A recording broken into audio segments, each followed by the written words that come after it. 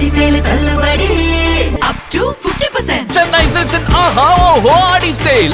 GT Holidays, South India's #1 travel brand. You know you are special when you're with GT Holidays. தெரிக்கவிடும் காரம் நிறம் சுவையை தருகிறது. ஆச்சி மிளகாய் தூள் தெரிக்கவிடும் காரம் நிறம் சுவை. சமூக நீதி பாதுகாக்கிறீங்கல்ல, அரசு அலுவலகம் இல்ல டிஎல்ஓ நீங்க எல்லாம் சேர்ந்து இந்த வேலை செய்றீங்க. நூலகர் அலுவலகத்தில் பட்டியல் சமூகத்தைச் சேர்ந்த பெண் நூலகர் ஒருவரை தரையில் அமர வைத்து மனு எழுத வைத்த சம்பவம் அதிர்ச்சியை ஏற்படுத்தியுள்ளது. விழுப்புரம் மாவட்ட மைய நூலகம் புதிய பேருந்து நிலையம் அருகே உள்ள மாவட்ட பெருந்திட்ட வளாகத்தில் அமைந்துள்ளது. இந்த நூலகத்தில் நூலக அலுவலராக காசிம் என்பவரும் மாவட்ட கண்காணிப்பாளராக வெங்கடேசன் என்பவரும் பணியாற்றி வருகின்றனர்.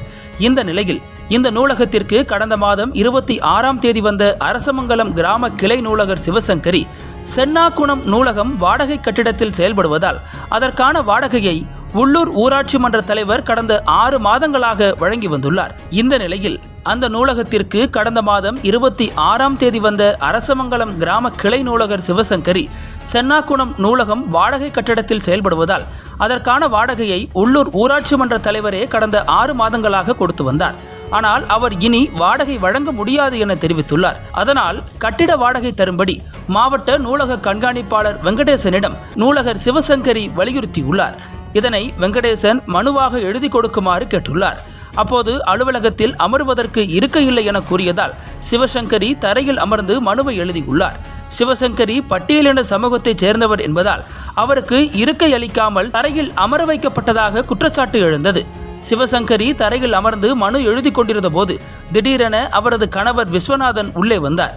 அப்போது ஏன் இருக்கையில் அமர வைத்து மனு எழுத சொல்லக்கூடாதா?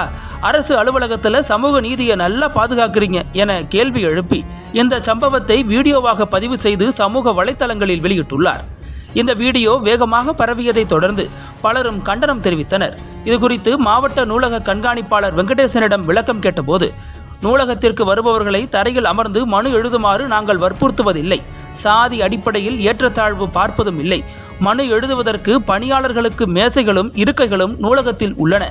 சிவசங்கரி தனது விருப்பத்தின் பேரிலேயே தரையில் அமர்ந்து மனு எழுதினார் என தெரிவித்தார். அரசு பணியிடங்களில் சாதி அடிப்படையிலான ஏற்றத்தாழ்வு மற்றும் பாகுபாடு இன்னும் நீடிப்பதையே இந்த சம்பவம் வெளிச்சம் போட்டு காட்டுவதாக குற்றச்சாட்டுகள் எழுந்துள்ளன. பட்டியல் சமூகத்தினர் எதிர்கொள்ளும் பாகுபாடுகளை தடுக்க அரசு விழிப்புணர்வு மற்றும் கடுமையான நடவடிக்கைகளை மேற்கொள்ள வேண்டும் என வலியுறுத்தப்படுகிறது. சமூக நீதி பாதுகாக்கிறீங்கல்ல, அரசு அலுவலகம் இல்ல டிஎல்ஓ நீங்க எல்லாம் சேர்ந்து இந்த வேலை செய்றீங்க. வேணும்னு இல்லை சார்.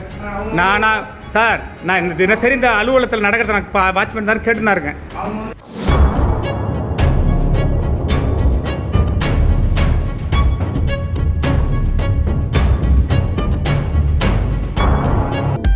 அனல் பறக்கும் செய்திகளை அப்டேட் செய்து கொள்ள நக்கீரன் களத்தை இப்பவே சப்ஸ்கிரைப் பண்ணுங்க.